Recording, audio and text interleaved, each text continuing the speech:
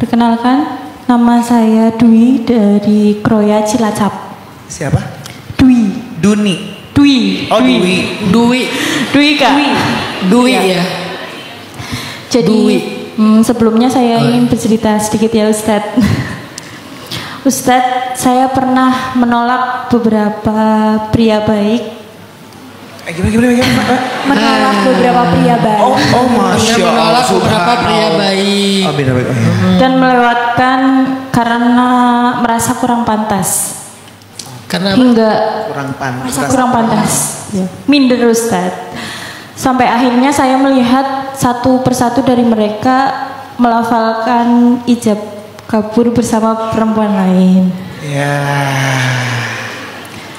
Sebenarnya Ustadz, di kehidupan yang hanya sekali ini, sebenarnya Tuhan ingin menyelamatkan mereka dari perempuan seperti saya yang kurang baik ini, atau ingin menyelamatkan saya dari orang-orang yang salah. Dan setiap ada kesempatan untuk dicintai lagi atau memulai membuka hubungan bersama seseorang, saya lali. Saya menjauhinya Ustadz. Saya berhenti mempercayai seseorang. Dengan trauma seperti itu, saya menjadi takut memilih dan takut menikah karena takut berakhir sendirian. Yang ingin saya tanyakan Ustadz, bagaimana caranya menghilangkan rasa kekhawatiran itu dan berdamai dengan takdirnya? Allah itu kalau dititipin sesuatu pasti dijaga. Allah kalau dititipin sesuatu pasti dijaga. Dulu mungkin hal itu terjadi kepada kita untuk sebuah alasan atau untuk beberapa alasan. Tapi sekarang, kenapa kita berpikir itu akan terjadi lagi? Kenapa nggak kita titipin aja kepada Allah? Maka Allah akan menjaga kita. Kalaupun ada yang terjadi, Allah akan menjaga kita dari kezaliman, dari rasa sakit, dari terpuruk, dari luka. Allah akan melindungi kita dan menjaga kita. Nah, titipkanlah diri kita, titipkanlah masa depan kita, titipkanlah nasib kita kepada Allah, sehingga kita nggak cuman takut hal itu terjadi lagi, karena kita udah nitipin kepada yang Maha menjamin. Makin kuat rasa tawakal kita kepada Allah, makin berkurang rasa trauma kita tentang sesuatu. Maka yang perlu dilakukan sama Mbak Dwi adalah belajar tentang ilmu tawakal. Karena tawakal ini ada ilmunya. Mungkin kita memahami sebagian dari definisi tawakal, tapi ada ilmu tawakal yang perlu dipelajari. Nanti browsing lagi, baca lagi, dengerin lagi. Tawakal itu gimana sih? Sesederhana Nabi memberikan analogi, tawakal itu analoginya adalah seperti burung yang keluar di waktu pagi dalam keadaan perutnya kosong, paruhnya kosong, dan kembali di waktu petang dalam keadaan perut dan paruhnya terisi. Dan burung tidak pernah khawatir besok akan makan apa dan menemukan rezeki di mana. Dia bisa tidur nyenyak dan tidak pernah insomnia overthinking. Ada nggak burung yang insomnia overthinking? Malam-malam gini. Burung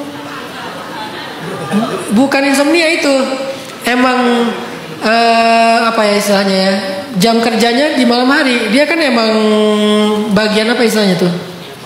Bukan, kalau di kantor teh shiftnya shift malam.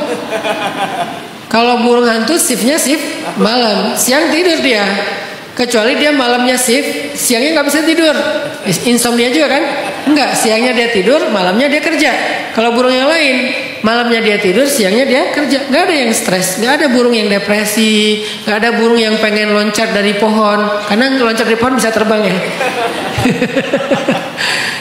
Maaf ya, biar nggak terlalu tegang. Intinya adalah kata Nabi, kalau kalian pengen bertawakal, belajarlah dari burung. Milikilah hatinya burung, afidatut thair, hatinya burung yang nggak pernah khawatir tentang rezekinya karena dia udah titipkan kepada Allah Subhanahu Wa Taala.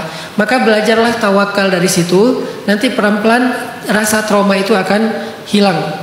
Tapi memang harus belajar serius tentang ilmu tawakal. Yang ketiga, Mbak Dwi.